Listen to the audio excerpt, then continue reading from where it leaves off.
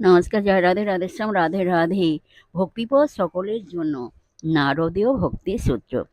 ইন্দ্রিয়জ ভোগ সুখী মত থাকলে সর্বদাই হৃদয়ে ভক্তি লাভের বাসনা জাগে না। আর এটাও স্বাভাবিক যে ঈশ্বরীয় প্রসঙ্গ শোনবার জন্য তাদের কোনো আগ্রহী হয় না।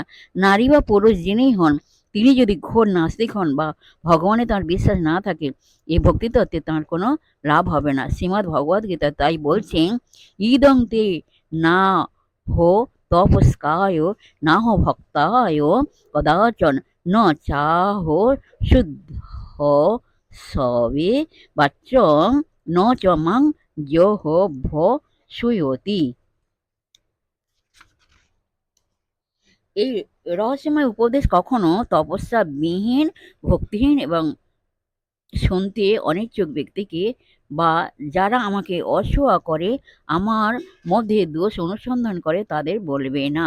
স্পষ্ট কথা এই যে প্রকৃত অধিকারী ব্যক্তি এই ভক্তিতত্ত্বে প্রবেশের যোগ্য। আরও একটি বিষয় আছে, ভক্তিমার্গে অনুসরণ করবার জন্য বিদগ্ধ পণ্ডিত হবার কোনো প্রয়োজন নেই। এমনকি অক্ষর জ্ঞান না থাকলেও কিছু এসে যায় না। বেদ বেদান্ত বা অন্য কোনো শাস্ত্র দর্শন তো দূরের কথা, ভক্তি যোগ অনুসরণ করতে হলে সামাজিক পদমর্যাদারও প্রশ্ন নেই। ভক্তিপথ সকলের জন্য, সর্বশ্রেণীর জন্য।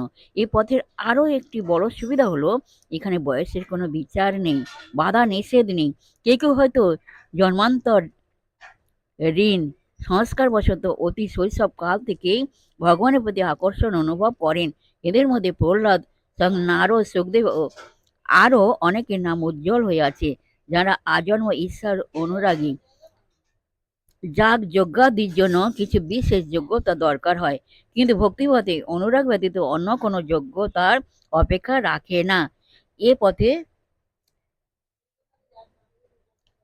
অত্যুন্নত নৈতিক চরিত্রের অধিকারী হওয়া আবশ্যক নয়।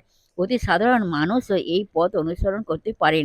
ভোগ সুখের ইচ্ছাও যদি থাকে, কিন্তু সেই ইচ্ছা যদি অত্যন্ত তীব্র হয়, সাধককে আধ্যাত্মিক আকাঙ্ক্ষা থেকে দূরে সরিয়ে না রাখে,